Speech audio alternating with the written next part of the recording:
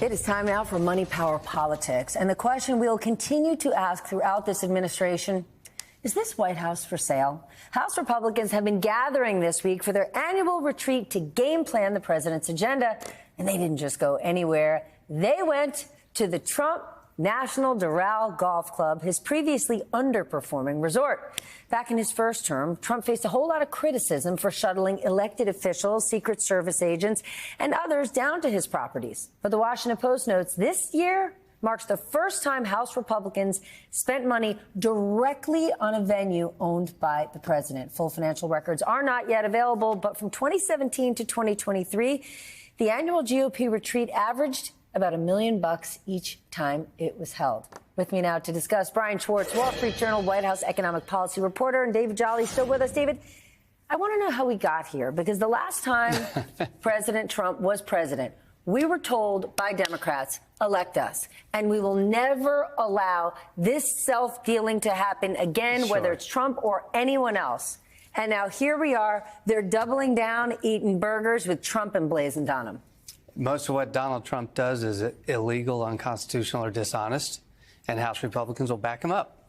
And so they're writing the check. Look, he bought a hotel on Pennsylvania Avenue when he got elected last time, and he's trying to buy it again after he disposed of it. But how is he allowed? Didn't Democrats learn their lesson to say, we can't let this happen again? What blocked them from stopping this? I don't know that the American people care. I think Democrats did a good job in pointing this out. The media did a great job in pointing this out. I don't think the American people care. And that's a question on us, on all of us. But it doesn't excuse what House Republicans are doing this week, which is not only spending taxpayer resources, but all the campaign money that they get. They're spending it on green fees. They're spending it on drinks. They're spending it on massages. All of those Republicans right now at Doral, yeah, it's gross, right? They're all using their campaign accounts at Doral, at Trump Doral right now, to support whatever they're doing this weekend. That's how this all works. All right, Brian, let's talk about somebody you've done some reporting on tonight, Howard Lutnick. Not at Doral, but he spent an awful lot of time down at Mar-a-Lago over Christmas break, and he is now thrilled to be Donald Trump's Commerce Secretary. Many people have wondered, how did Howard Lutnick, right, CEO of Cantor Fitzgerald, a New York brokerage firm, investment bank, how did he end up Commerce Secretary? Zero government experience, but certainly a close friend to Donald right now. Well, that was part of it, Stephanie. And on top of that, since he's been given this nomination to be Commerce Secretary, he's become close to a wide variety of people in Trump's orbit, including Peter Navarro and Jamieson Greer. And you have to remember, it's not just being Commerce Secretary. It's also having a lead position on trade, probably one of the top economic policy positions that Donald Trump has taken, particularly around tariffs and using tariffs on Mexico and Canada. He's been threatening doing that.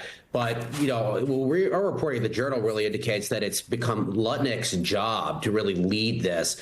And he's been educated in a lot of ways by the likes of Navarro and Greer. And these are people who are really openly all in with using tariffs. So if anybody was hoping, and particularly in the Wall Street world, you and I know that Lutnick was going to be some sort of moderate voice in the tariff policy space in the Trump White House, I think it's time to think again. What do you think of this? Howard Lutnick, hugely successful guy. However, being super pro-tariffs, yes, he's a great salesman, but come on now, what do you think? Howard Lutnick has the same profile as Donald Trump, never respected by Wall Street, always wanting to fit in. In 2016, he was not a Trump guy. He may have supported Hillary, I believe, but I know he gave to the I think he gave to the inaugural committee when Donald Trump won. And somewhere he found this transformation. He saw in Donald Trump an opportunity to be accepted in a way he never had been on Wall Street. I've shared hugely successful guy, though. Hugely successful. Cantor Fitzgerald lost more personnel on 9/11 than any other firm, and he went through some rocky times, but promised to rebuild Cantor and did it, and promised to take care of his employees, and he did it. But he was still never quite accepted. He was the outsider's insider. It is a perfect Donald Trump MO. I believe in this administration, he will be the Ben Carson of Donald Trump's second administration. What does that mean? It means he will be the loyalist who knows that the way to survive 4 years is to support the boss, but not cross the boss, but not get out in front of the boss, because he loves the riches, he loves the title, he loves the plane. He and his wife will travel the world, and they will do that and enjoy it for 4 years. I'm not sure it will be the ambassador of America that the typical Commerce Secretary will be, but he will enjoy the job. No doubt. Brian, new topic. OpenAI announced a new version of ChatGPT today, specifically for the U.S. government. OK, it will allow government agencies to feed, I'm going to say this slowly, non-public, sensitive information into OpenAI's models. They say it is safe. What do we need to know besides taking their word for it? Yeah, well, I mean, it comes across to me as another move by Sam Altman to try to bend the knee to Donald Trump and curry favor to this administration. I mean, and this is coming after Altman was involved with this $500 billion investment into America with SoftBank. I believe he was at the White House with the SoftBank CEO recently.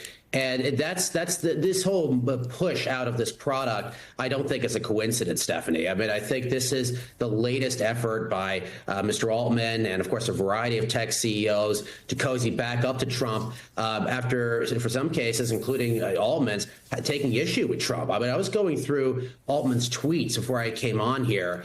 And look, during the 2016 election, Sam Altman was no fan of Donald Trump. I mean, let's just get this really clear. I mean, he was openly talking about.